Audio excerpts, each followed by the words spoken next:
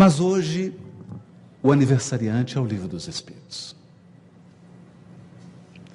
E a nossa homenagem a essa obra monumental. Desencarnou em 1804 o filósofo Immanuel Kant, da Prússia.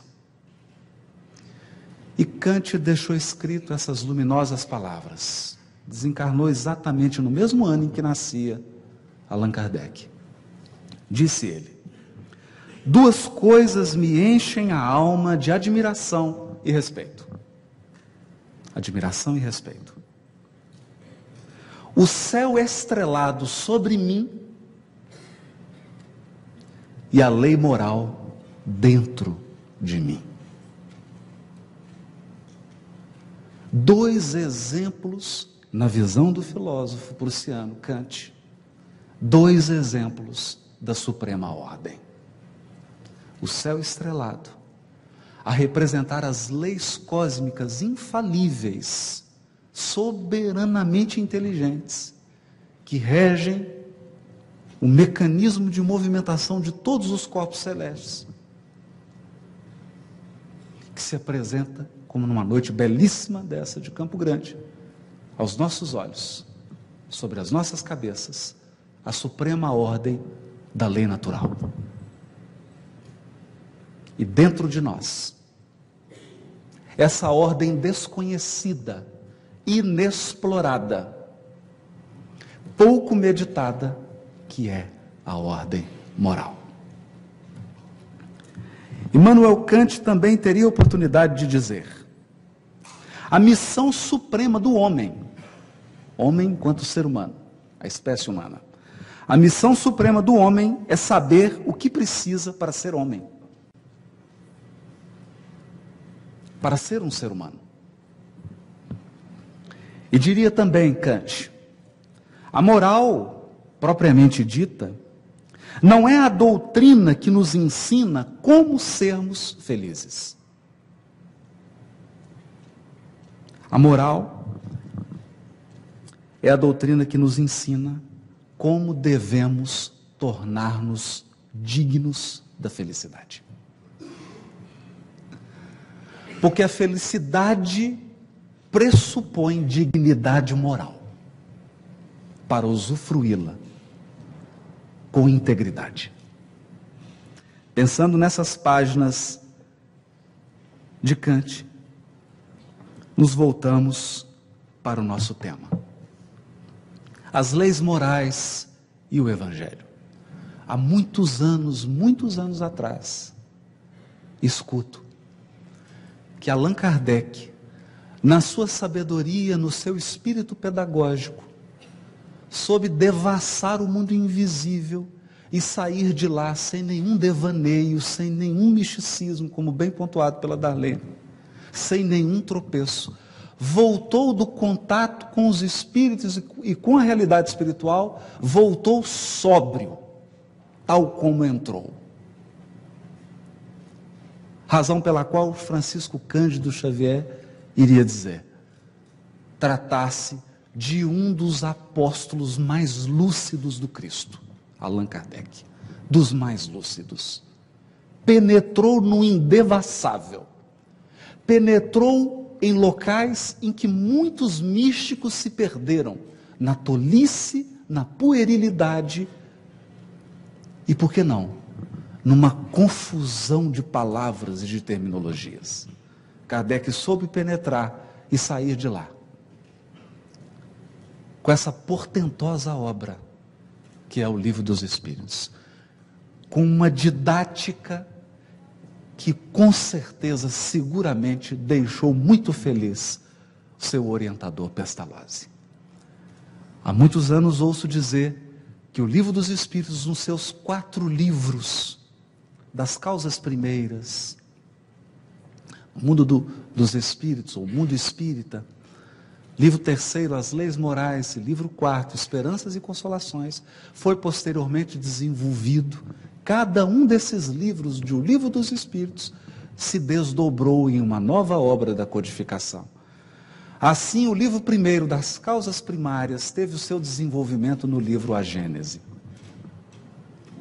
O livro segundo, do mundo espiritual, teve o seu desenvolvimento no livro dos médiuns. O livro quarto, Esperanças e Consolações, teve o seu apogeu, a sua explicação, na obra Céu e Inferno. E o livro terceiro, As Leis Morais, teve o seu desenvolvimento, a sua explicação, na portentosa obra O Evangelho segundo o Espiritismo. Confiando então nessa relação, preparamos a nossa reflexão da noite. Mas, sabedores de que Kardec enumerou diversas leis morais, tivemos a ousadia aqui de agrupar essas leis morais em 3 conjuntos. 3 conjuntos. É um critério. Não estamos impondo nenhum critério. É apenas uma maneira para facilitar a nossa reflexão e a nossa reverência ao terceiro livro, de O Livro dos Espíritos. No primeiro grupo, então, estariam aquelas leis que dizem respeito à relação do homem com Deus.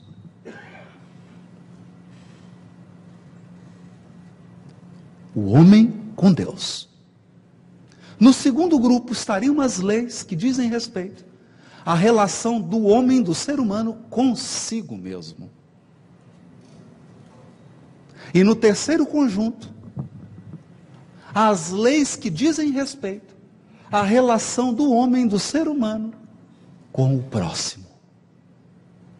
Do ser humano com outro ser humano. O homem com Deus, o homem consigo mesmo e o homem com seu próximo. 3 blocos. No primeiro bloco, então, teríamos 2 leis, as relações do homem com Deus. A primeira delas, capítulo 1 do livro terceiro, a lei divina ou natural. E capítulo 2, lei de adoração. Selecionamos algumas frases para que a gente possa mergulhar nesse universo dessas 2 leis morais, lei divina natural, lei de adoração, que dizem respeito à nossa relação com o nosso Criador, com Deus. Leremos na questão 614, a lei natural é a lei de Deus. Portanto, o astrônomo munido de um grande telescópio que estuda a cosmologia, que estuda o movimento dos astros, a constituição dos mundos, dos sóis, está estudando lei de Deus. Uma revolução. Porque acreditávamos que estudávamos a lei de Deus apenas quando abríamos livros sagrados. Vem então o Livro dos Espíritos trazer uma nova perspectiva para o progresso humano. Estuda a lei divina quem olha para a natureza. Assim, o físico, o médico, o biólogo, o farmacêutico, o engenheiro, o agrônomo estão em um trabalho de estudo da lei divina. A lei natural é a lei de Deus, questão 614. Na 615, a lei de Deus, dizem os Espíritos, é eterna e imutável, como o próprio Deus. Não uma lei sujeita a caprichos, não um Deus temperamental, agora um Deus inteligência suprema, amor supremo, que em função da sua perfeição, cria leis perfeitas, imutáveis, eternas. Questão 617. Extraordinária. Todas as leis da natureza são leis divinas, visto que Deus é o autor de todas as coisas. Deus é o autor de todas as coisas. O sábio estuda as leis da matéria. O homem de bem estuda e pratica as leis da alma. Kant deve ter voltado do mundo espiritual e aplaudido. Porque é exatamente esse o sonho dele. Não sei se ele imaginava que a ordem sobre a sua cabeça e a ordem dentro do seu coração eram a mesma lei. O que os Espíritos dizem aqui é que o físico quântico e o espírita estudando o Evangelho segundo o Espiritismo estão fazendo a mesma coisa. A mesma coisa. Porque não existe um Deus que cria as leis da física e um Deus que cria a lei moral. O autor é o mesmo. E se eu não estiver enganado, se eu estiver, por favor, me corrija. Identifica-se um autor pelo seu estilo. Deus deixa gravado na sua obra, imutável e eterna, os seus atributos. Os atributos da divindade estão inscritos nas leis naturais e nas leis morais. Observar o átomo e observar o coração do ser humano é acessar os atributos da própria divindade. Questão 624. O verdadeiro profeta é um homem de bem, inspirado por Deus. Podeis reconhecê-lo pelas suas palavras e pelos seus atos. Profeta? Como assim? Como que Kardec salta, está falando da lei natural e começa a falar em profeta? Isso está na primeira lei moral, lei divina ou natural. É porque exatamente essa é a proposta extraordinária do Espírito de verdade para a humanidade. Não há diferença entre lei natural e lei moral. Há missionários que encarnam para revelar aspectos da lei natural, quanto há missionários que encarnam para revelar aspectos da lei moral, mas são os mesmos, é a mesma lei, porque é um só autor. É um ordenamento jurídico, como dizemos na nossa área. Um ordenamento jurídico, você tem direito penal, tem direito administrativo, tem direito civil, mas é o mesmo ordenamento. Aqui também. Portanto, é importante identificar o profeta. E como se identifica um profeta? Profeta no sentido figurado, daquele que vem revelar algum aspecto da lei, pelo seu caráter, pelo seu comportamento, pela sua coerência, pela sua coerência. Podeis reconhecê-los pelas suas palavras e pelos seus atos. Porque as palavras de um missionário têm que refletir a grandeza da lei divina. E os seus atos têm que mostrar a coerência e observância dessas mesmas leis. Senão, ele é um mentiroso. E assim termina a questão 624. Deus não pode se servir da boca de um mentiroso para ensinar suas leis, dizem os Espíritos. Na questão 649, já entrando na lei de adoração, sim, a lei de adoração, a adoração é uma lei. Então não importa qual definição que você dá da palavra religião, não importa qual definição que você dê de religiosidade, de espiritualidade, existe uma lei que se chama lei de adoração. E essa lei está inscrita dentro de você. É uma lei divina ou natural. Mas, indaga Kardec, em que consiste a adoração? Num conjunto de papiros sagrados, de livros? Numa hierarquia sacerdotal? Num conjunto de dogmas? Num amontoado de rituais e de crenças e de observâncias? Será? É assim que expressamos essa lei moral dentro de nós? A lei de adoração? Não. Dizem os Espíritos. Na elevação do pensamento a Deus.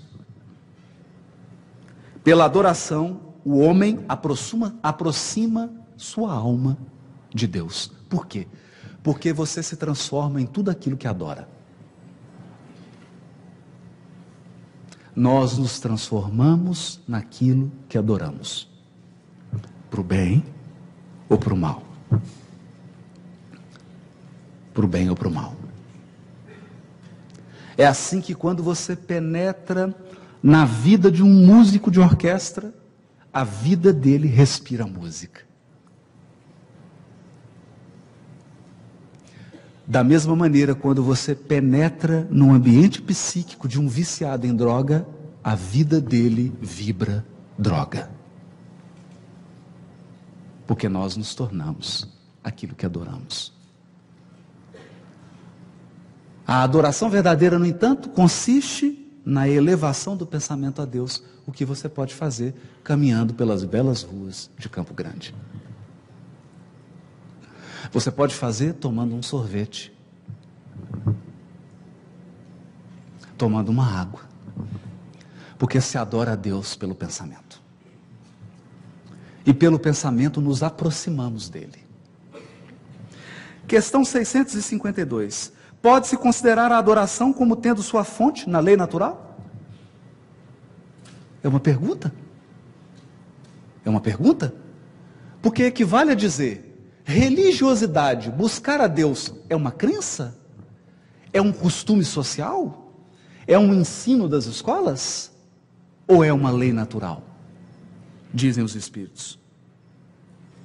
Ela faz parte da lei natural, pois resulta de um sentimento inato no homem.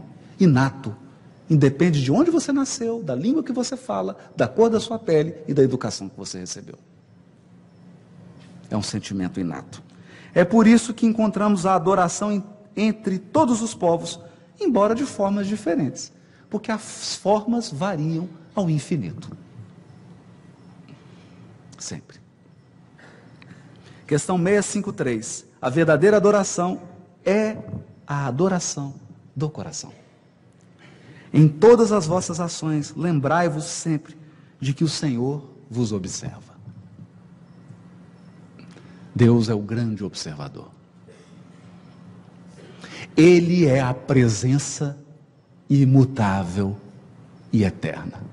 Ele é a grande presença. Ele está sempre presente. Sempre. É a única testemunha que nunca sai.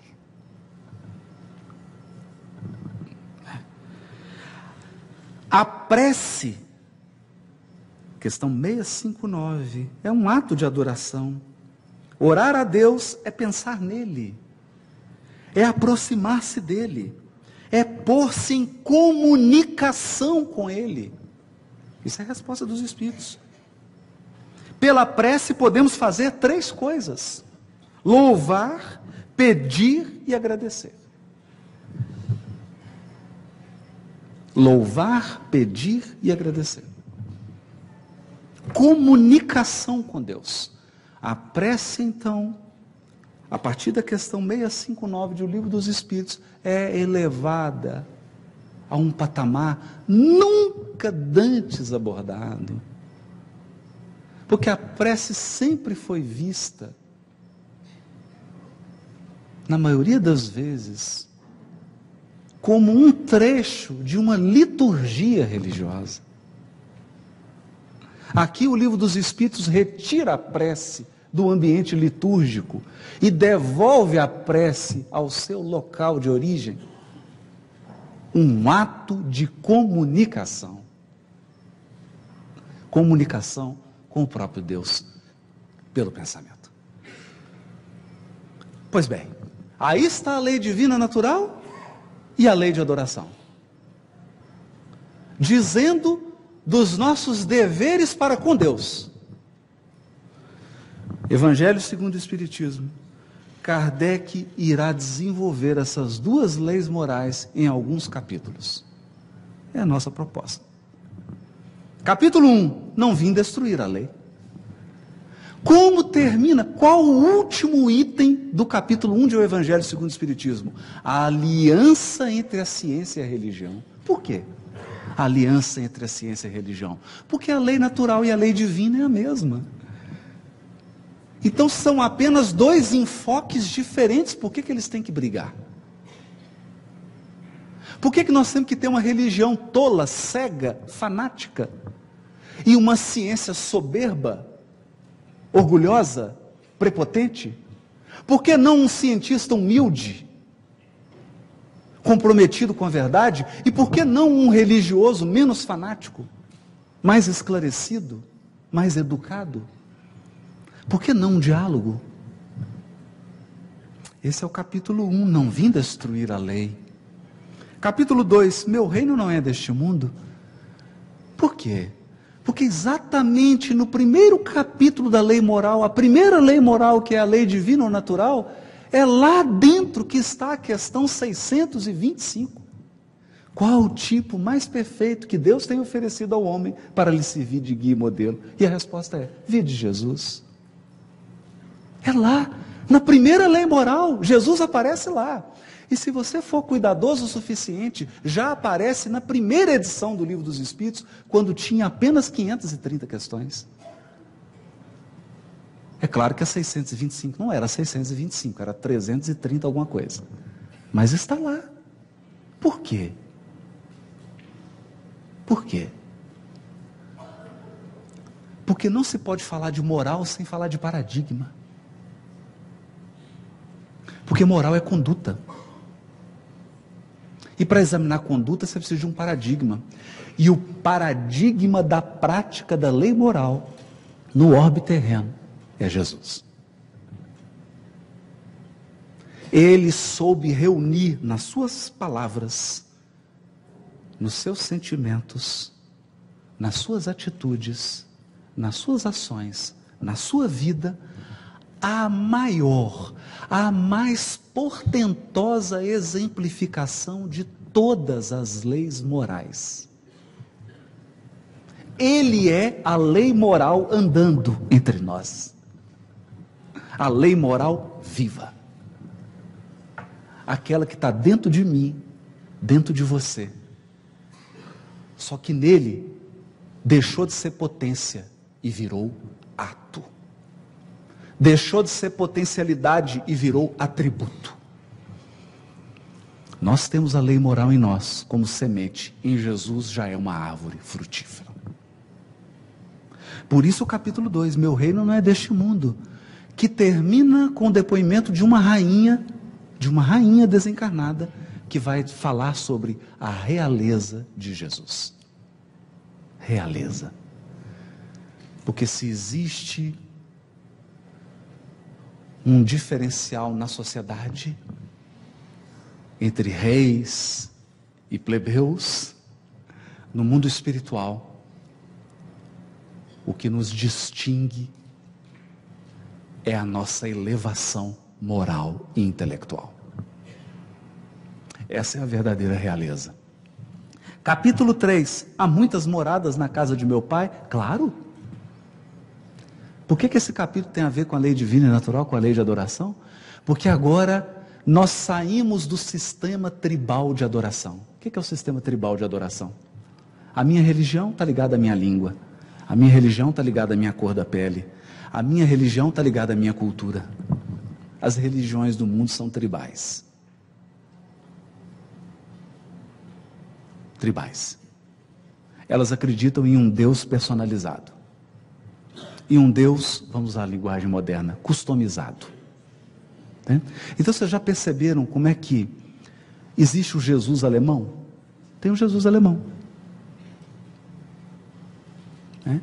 Tem o Jesus francês.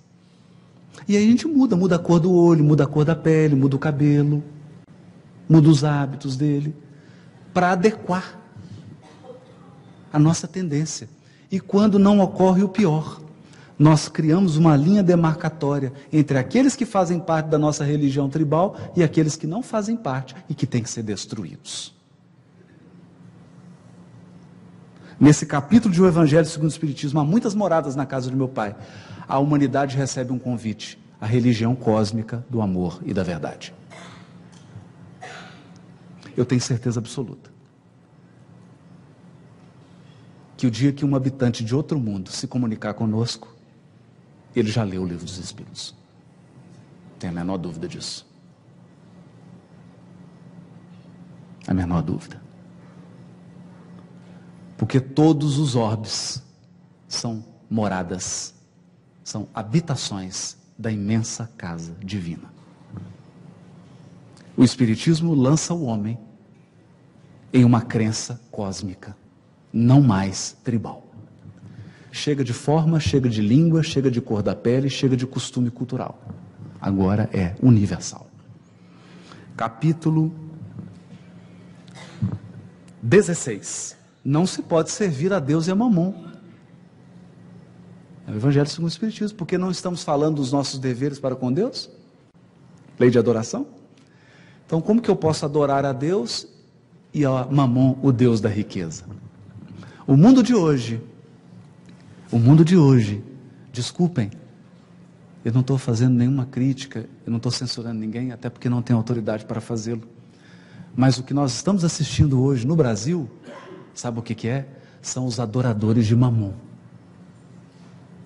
As pessoas que vendem a sua dignidade por alguns milhões de dólares. Isso é adorar Mamon. Porque nós não temos nenhum problema com dinheiro, ou melhor, não deveríamos ter, desde que o dinheiro esteja a nosso serviço. Eu não posso perder a minha dignidade para ganhar o dinheiro. Mas como nós somos uma sociedade adoradora de Mamon, não importa o seu caráter, importa a sua conta bancária.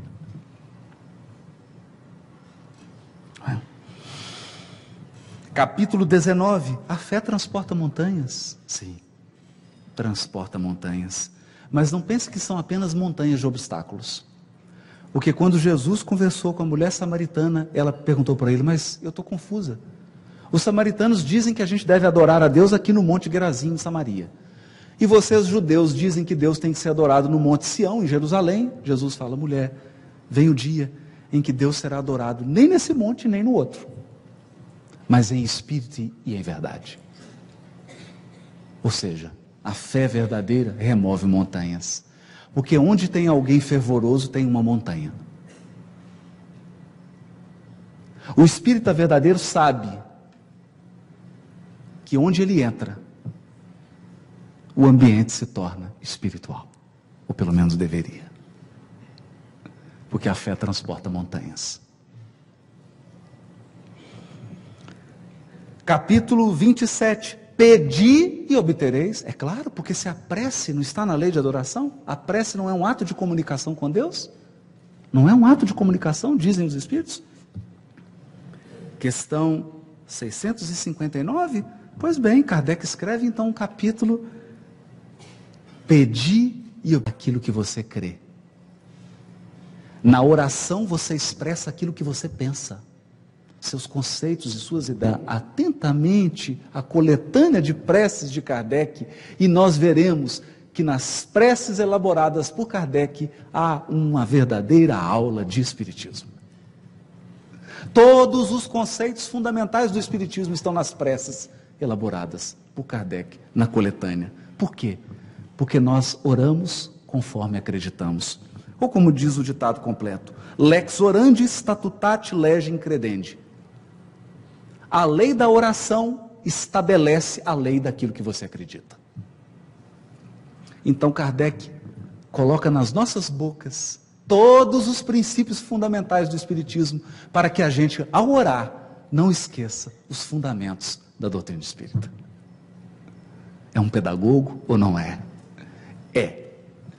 É um pedagogo. E assim se encerram 1, 2, 3, 4, 5, 6, 7 capítulos de O Evangelho segundo o Espiritismo, dedicados a duas leis morais, lei divina natural e lei de adoração.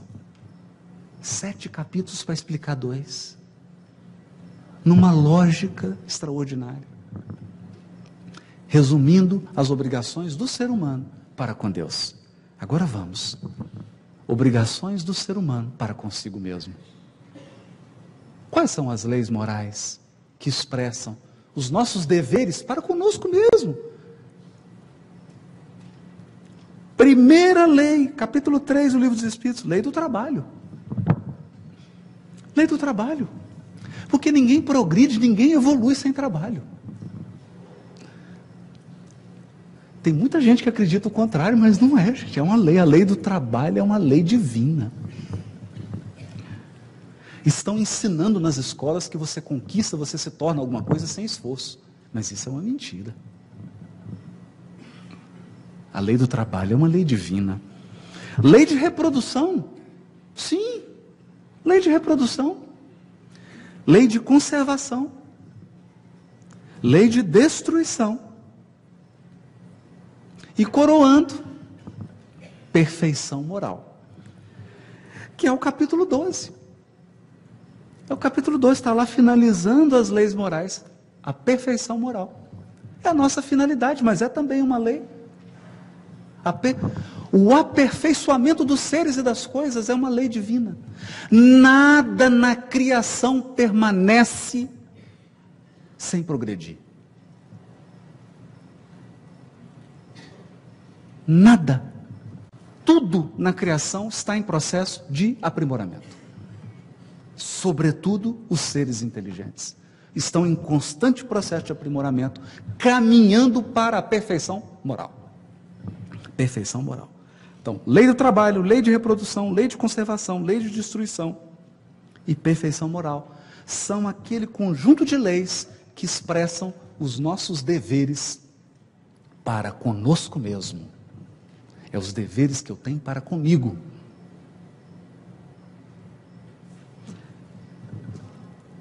Uma degustação desse conjunto. Questão 895. À exceção dos defeitos e vícios acerca dos quais ninguém se pode equivocar, qual o sinal mais característico da imperfeição? Quando eu li essa questão, eu fiquei confuso, porque eu falei, meu Deus, se tirar os defeitos, tirar os vícios, não sobra nada, só sobra coisa boa. Não.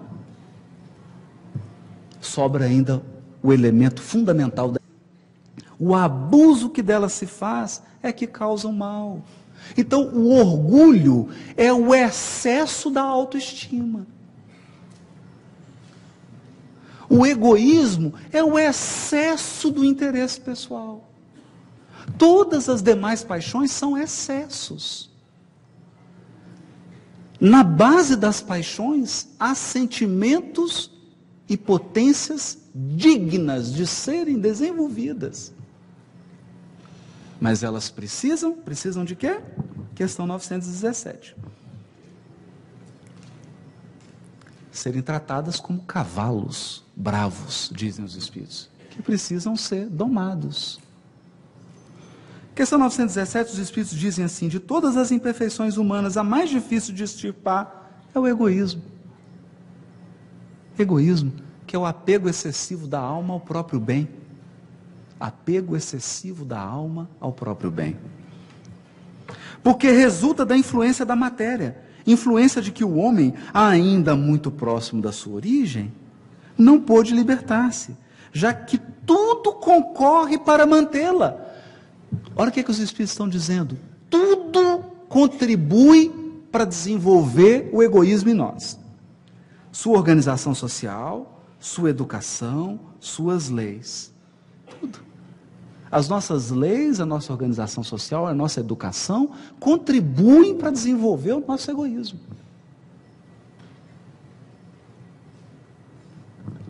Então os Espíritos estão denunciando que todo o nosso aparato social está voltado para desenvolver egoístas. Então por que nós estamos nos assustando com os acontecimentos? Por quê? Se a nossa sociedade é uma sociedade que forma egoístas. Toda vez que nasce uma criança, os Espíritos falam assim, mais um egoísta que vai ser formado. Mais um. Não é? Mais um.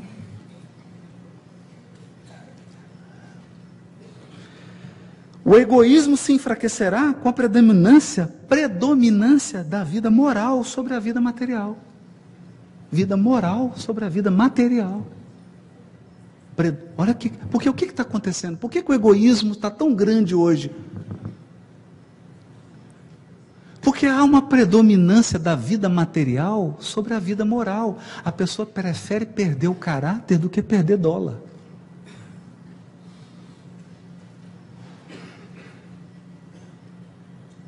Entende?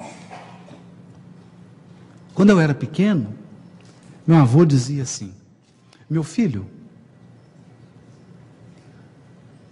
perca dinheiro, mas não perca seu nome. Hoje é o contrário. Hoje a mensagem silenciosa é: filhinho, perca tudo, menos dinheiro. Não é? Porque o dinheiro aqui como símbolo daquele elemento que nos propicia um mergulho delicioso na vida material. Entende? Um mergulho maravilhoso. Você encarna e olha a expressão de Emmanuel, abre aspas. A gente encarna e se afoga na carne. Se afoga. Se afoga. Isso você só sai do afogamento quando desencarna. Aí toma um susto. Não é? Então tá. Sobretudo, olha só. Então o egoísmo se enfraquecerá com a compreensão que o Espiritismo vos dá sobre o vosso estado futuro real, e não desfigurado por ficções alegóricas. Então a doutrina espírita não trabalha com ficção alegórica. A gente não fica aqui, estou vendo um duende. Há uma descrição madura do mundo espiritual. Há uma descrição madura da relação do mundo espiritual com o mundo físico. Então, quem se aprofunda no estudo da doutrina, amadurece no trato com a questão espiritual. Amadurece. E esse amadurecimento leva a uma perspectiva de vida futura. Perspectiva de vida futura. Então eu alinho a minha vida atual com a vida futura. Eu alinho. Porque eu estabeleço uma cadeia de prioridade. De prioridade. Eu não coloco aquilo que é temporário, aquilo que é perecível como prioritário. Porque eu sei que eu vou perder. Então esse é o papel educativo. Então Kardec pega essas leis morais, que são 5, lei do trabalho, lei de reprodução, lei de conservação, lei de destruição e perfeição moral, e as desenvolve no Evangelho segundo o Espiritismo. São as leis que dizem respeito à nossa relação, a relação do homem consigo mesmo. Quais são os capítulos? Olha que interessante.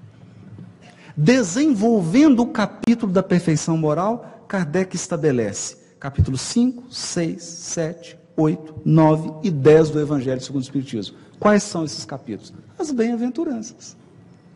Bem-aventurados os aflitos, os pobres de espírito, os que têm puro coração, os mansos e pacíficos e os misericordiosos. Porque essas bem-aventuranças são exemplos de atributos da pessoa que está a caminho da perfeição moral. Então não é apenas eu vou ficar parecendo aqui torcedor de tiete, de camisa, né? Mas tem hora que dá vontade de tietar mesmo o Livro dos Espíritos. Eu vou fazer o quê? Eu não torço para nenhum time, então torço para o Livro dos Espíritos. Então aqui a gente tem que fazer uma tietagem, porque é uma consistência. Você compara aqui os capítulos do Evangelho segundo o Espiritismo, o capítulo do Livro dos Espíritos, é de uma consistência. É de uma solidez. É algo que a humanidade nunca teve. Todos os demais filósofos, todos os demais sistemas apresentaram propostas fragmentárias. Aqui nós temos uma apresentação robusta, consistente. Eu não estou dizendo que ela não está aberta a crescer, a progredir, não é isso, nós não somos fundamentalistas. Mas a base está mais do que consistente. Ele fala da perfeição moral e aqui desenvolve 1, 2, 3, 4, 5, 6 capítulos do Evangelho segundo o Espiritismo para esclarecer, detalhar em que consiste a perfeição moral. Então, perfeição moral consiste em ser humilde, ser resignado, ter um coração puro, ser manso, ser pacífico e ser misericordioso, para que ninguém tenha dúvida do que tem que adquirir. Não é? E aí ele desenvolve mais, capítulo 17, sede perfeitos. Então há um capítulo no Evangelho segundo o Espiritismo para desenvolver o capítulo perfeição moral. Há outro capítulo, o 23, que é estranha moral. Por que estranha moral? Porque Kardec precisava examinar aqueles textos do Evangelho que aparentemente parecem contradizer as leis morais. Aparentemente. Então ele dedica um capítulo estranha moral para dizer, cuidado, não fica interpretando o Novo Testamento ao pé da letra. Presta atenção, contextualiza a mensagem de Jesus, e eu vou dar uns exemplos aqui agora. E escreve o capítulo estranha moral. E no 25, capítulo 25 do Evangelho segundo o Espiritismo, buscai e achareis, porque na verdade, a caminhada da perfeição moral é uma caminhada de busca e de encontros. Buscai e acharei. Portanto, todos esses capítulos do Evangelho segundo o Espiritismo para falarem da nossa relação conosco mesmo, do seu compromisso com a sua perfeição moral. Olha como é que está tudo junto. Olha a consistência da codificação.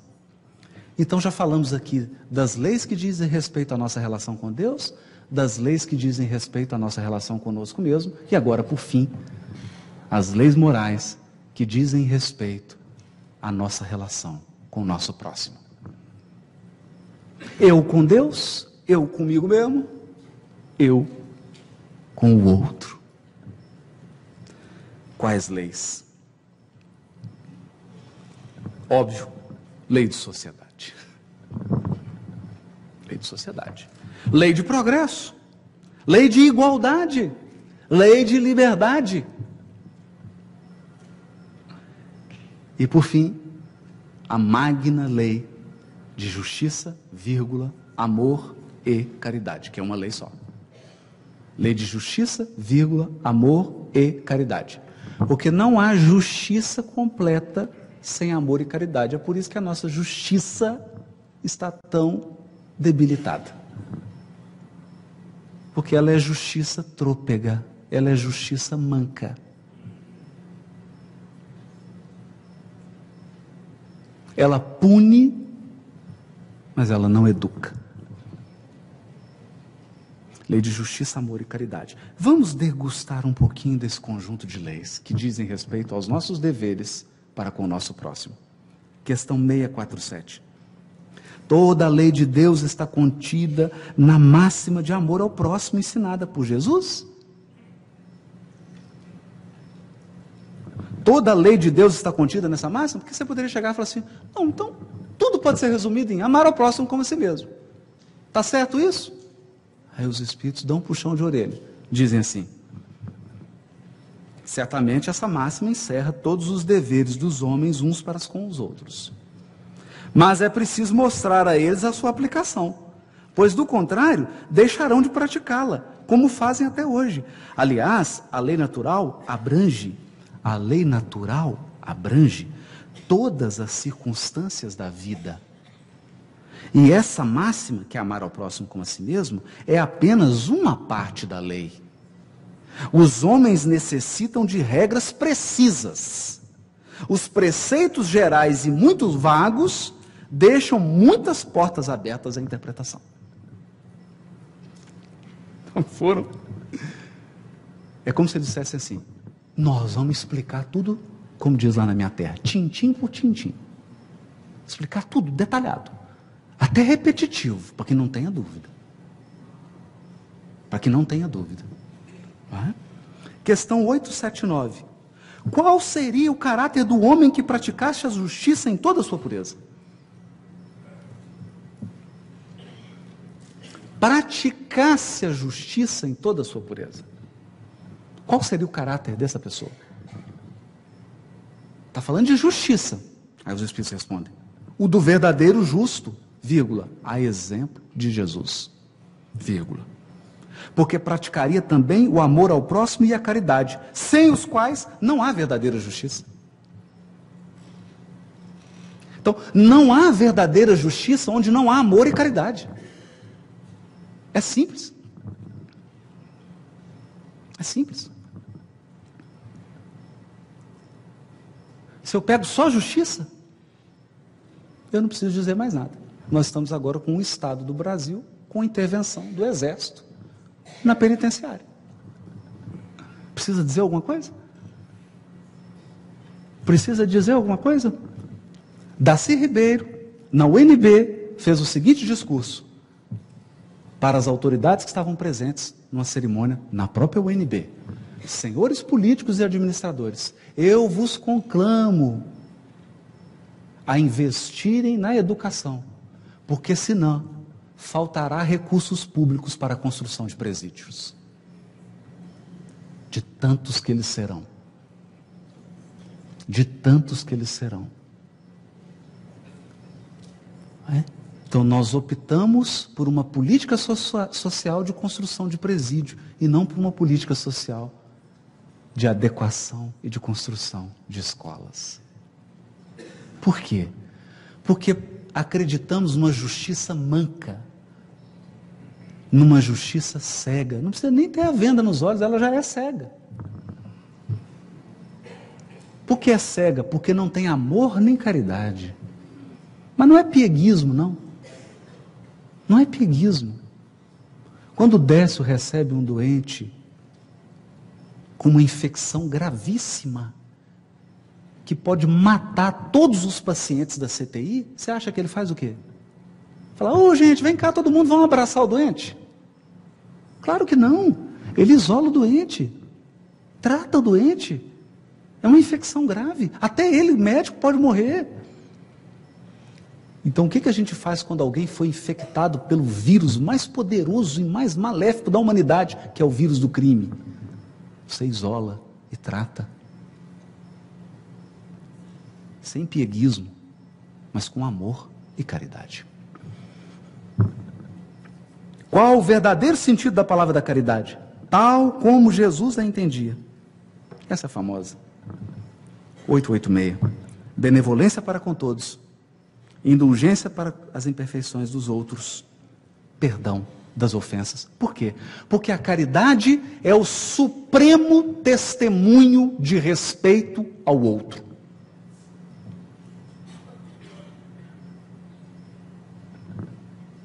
É a suprema devoção ao direito do outro. Por isso que ela se ergue nesse tripé: benevolência, indulgência e perdão. Benevolência porque se eu já aproximo do outro com má vontade e querendo destacar as sombras dele, não vai dar certo. Indulgência porque se eu não tenho paciência para com as imperfeições do meu próximo, quem terá com as minhas? E como é que se educa alguém sem paciência com os erros e com as imperfeições?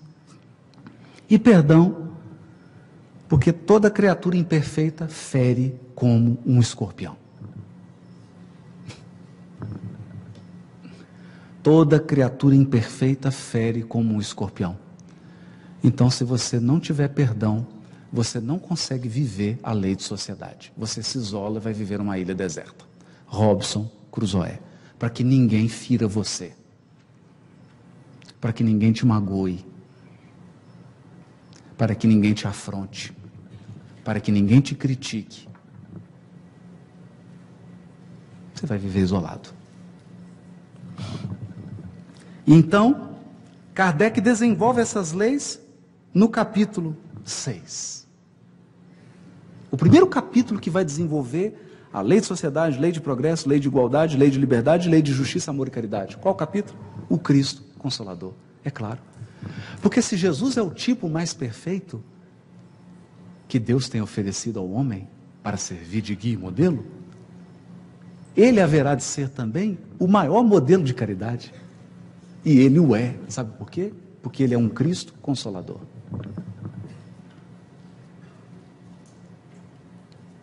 O Espiritismo nos apresenta um Jesus que não é o Jesus da cruz. Não é o Jesus da Páscoa. Não é o Jesus dos ovinhos, muito menos dos ovinhos de Páscoa. O Jesus que o Espiritismo nos apresenta é o tipo, o modelo, o CEO da Terra. O comandante da embarcação, o presidente da companhia e o educador por excelência. Portanto, ele nos ensina a lei de justiça, amor e caridade, sendo ele mesmo o Consolador, o Cristo Consolador.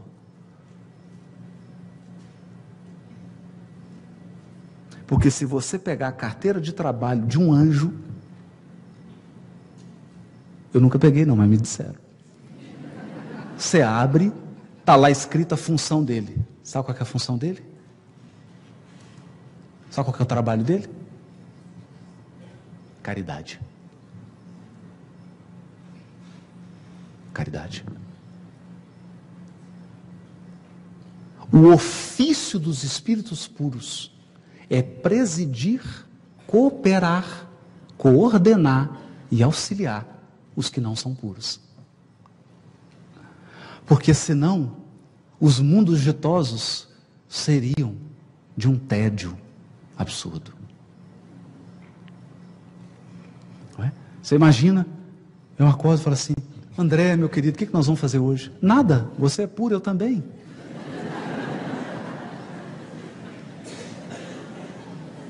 Mas não tem nenhuma imperfeição para a gente lutar? Não, nós já superamos isso, não temos mais imperfeição moral. Olha, o que nós vamos fazer? Contemplar? Rapaz, estou cansado já de contemplar. Não, não tem isso. Os anjos e os espíritos puros se mobilizam num intenso trabalho de tutoria. Porque só pode ensinar quem já percorreu.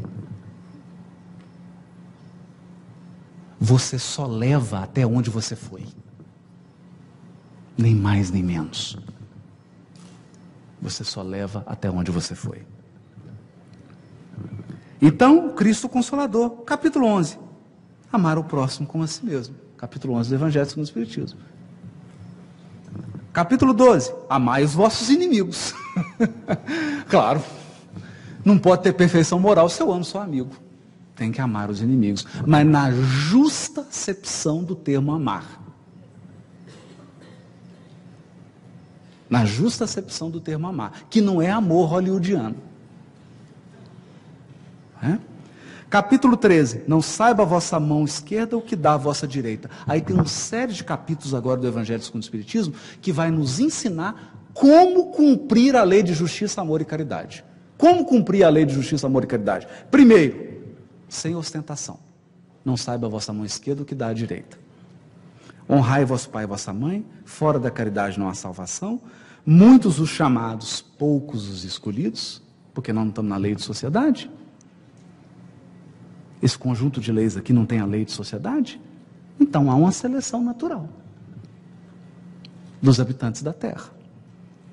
Os trabalhadores da última hora, claro. Não é lei do progresso? Trabalhadores da última hora. Haverá falsos cristos e falsos profetas. E aqui eu queria me deter. Eu queria me deter num ponto.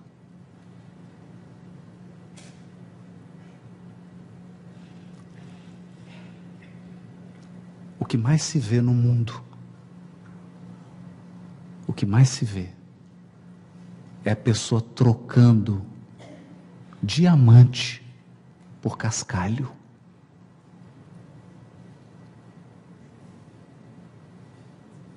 Tem contato com essa obra portentosa que é o Livro dos Espíritos?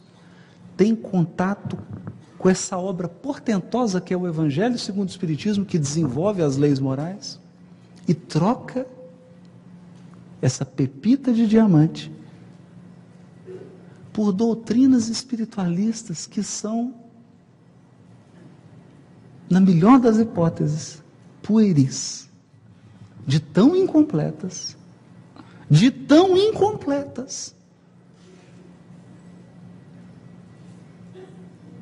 Nós falamos aqui, Kardec dedicou um capítulo a muitas moradas na casa do meu pai.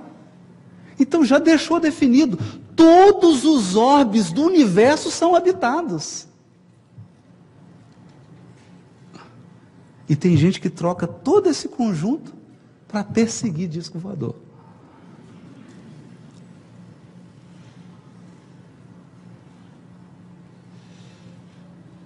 Se apega a um detalhe e transforma aquilo numa coisa. Quando ele tem um conjunto. Então era preciso advertir, haverá falsos cristos e falsos profetas. E hoje eu posso dizer com a maior convicção, sabe qual que é a característica do falso Cristo, do falso profeta? É que ele te faz acreditar que a parte é o todo. Ele te faz acreditar que a parte é o todo. Então dizem que certa vez o diabo resolveu passear pelo Mato Grosso do Sul. O diabo mesmo, o Satanás. E o Satanás passeava por Campo Grande com um ajudante e um saco nas costas. Então ele foi caminhando pela Afonso Pena e ia jogando uma mentira. Mas o discípulo, que era um aprendiz de diabo, ficava numa felicidade. Né? Porque sempre tinha um desatento que pegava a mentira. Mas era pouco. Porque o pessoal aqui de Campo Grande é bem inteligente. Falava assim, mas tinha um mais desavisado, estava mais distraído, pegava uma mentira. De repente, ele chega num ponto e tinha uma aglomeração enorme de pessoas, o olho do diabo brilha. E ele então tira do saco uma meia verdade e joga. Meu Deus, foi igual noiva jogando buquê. Mas houve uma aglomeração de gente para pegar a meia verdade, e o discípulo falou assim, mas diabo, você está jogando uma meia verdade? Ele falou assim, meu filho, é pior do que uma mentira. Por que é pior que uma mentira? Porque você se apega à parte verdadeira e engole a parte falsa.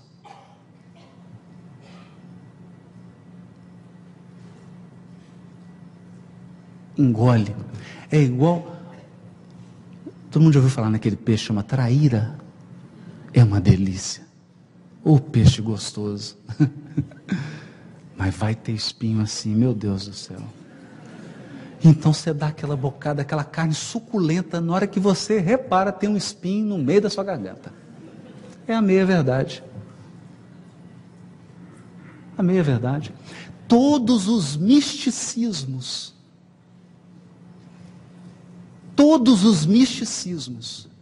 são um misto de verdade e mentira. Te dão um pedacinho de verdade para você engolir um caminhão de mentira. Capítulo 22. Não separeis o que Deus uniu. Porque aqui está falando, olha, lei de sociedade, lei de progresso, lei de igualdade, de liberdade. Então, diz respeito a uma responsabilidade que eu tenho com o outro. Sobretudo na relação afetiva. Capítulo 24. Não ponhais a candeia debaixo do alqueire, porque todos nós somos trabalhadores do progresso e herdeiros do progresso. Ninguém tem o direito de amealhar luzes e guardar para si só. Todos temos o dever de espalhar as luzes que nós recolhemos. E termina com dai de graça o que de graça recebestes. Mostrando que a prática da lei de justiça, amor e caridade tem que ser uma prática desinteressada. Por quê? Porque a maior marca da imperfeição moral é o interesse pessoal. Se eu misturo o interesse pessoal com a prática da caridade, aí fica uma coisa esquisita, estranha. E assim, encerra-se o Evangelho segundo o Espiritismo, que explicou, item a item, todas as leis morais. E nós encerramos repetindo com Kant: duas coisas nos enchem de admiração e respeito: o céu estrelado sobre nós, com a sua ordem, a lei natural, as leis da física, da química, da biologia, da cosmologia, todas as leis naturais, e a lei moral dentro de nós. Enquanto espíritos milenares, nós podemos fugir dessas leis. Podemos fugir e fazer de tudo, mas elas estão dentro de nós. E chega uma hora que elas se impõem, porque fazem parte da nossa natureza. Deixar de cumprir essas leis morais é deixar de ser nós mesmos. É abdicar da nossa própria essência. Então, meus amigos, quando nós falamos de Jesus, quando Kardec aponta para o aspecto religioso e aponta Jesus, eu sei que aqui, muitos de nós, espíritos que já tiveram 10, 12 encarnações no catolicismo, estão cheios de hábitos. Alguns aqui tiveram 2, 3, 4 encarnações no protestantismo. Outros aqui, dezenas de encarnações no judaísmo, na religião muçulmana. Então é natural que a gente estranhe isso aqui tudo. Natural que a gente encontre, mesmo no movimento espírita, umas abordagens um pouco exóticas de Jesus. Mas aqui nós temos que reconhecer, para fechar, lei moral e o Evangelho. Ao traduzir o Novo Testamento, eu aprendi algo que mudou a minha perspectiva. No 2º capítulo do Evangelho de Lucas, Lucas diz assim: o Evangelho de Deus. E eu sempre aprendi, porque nasci numa família, fui catequizado, fiz crisma, né? Mês depois de eu fazer crisma, recebi o livro Nosso Lar, me tornei espírita, logo que acabei de ler o livro. Por desespero da minha mãe, né? Então eu acreditava que o Evangelho é de Jesus. Eu tinha essa ideia. E pior, eu confundia Evangelho com os livros do Evangelho. Então eu achava que Evangelho é Mateus, Marcos, Lucas, João, Evangelho apócrifo.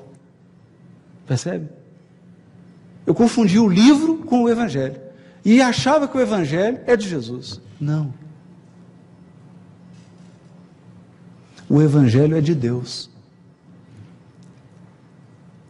E Deus não tem mão. Não tem boca. Não se assustem com isso. Nem dente, nem nada. Deus é incorpóreo, questão 3 do Livro dos Espíritos. Incorpóreo, ele não tem mão, então ele não escreve. Deus não escreve nada. Então como é que ele mandou o Evangelho para a gente? Sabe qual que é o Evangelho de Deus? É a própria pessoa do Cristo.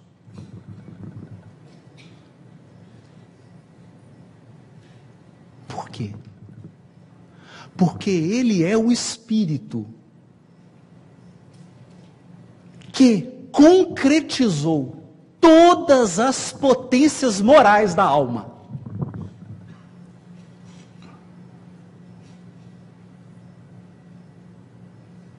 Concretizou.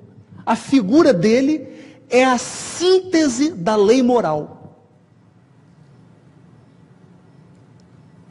Por isso, para nós, ele é guia. Por que guia? Porque ele já completou o percurso que nós estamos iniciando, que é o percurso da perfeição moral. Ele já completou. E eu não sei você, eu prefiro um guia que saiba o caminho. Mas é uma preferência pessoal. Já passei muito aperto, principalmente em Natal, terra do André. Já passei muito aperto. Eu prefiro um guia que saiba o caminho. Segundo, ele é modelo. Modelo por quê? Porque ele é o nosso futuro. O seu futuro, o meu futuro, é ser como Cristo. A perfeição moral. É expressar dentro de nós a ordem que há nas estrelas. O dia que a ordem do cosmos se expressar dentro de nós, seremos espíritos puros. E aí, meu amigo, nesse dia, não haverá diferença entre o céu estrelado e o seu coração. Porque esse será o dia em que Kardec, sorrindo, terá visto a sua obra se tornar uma realidade individual e social em cada um de nós. Muito obrigado. Boa noite para todos.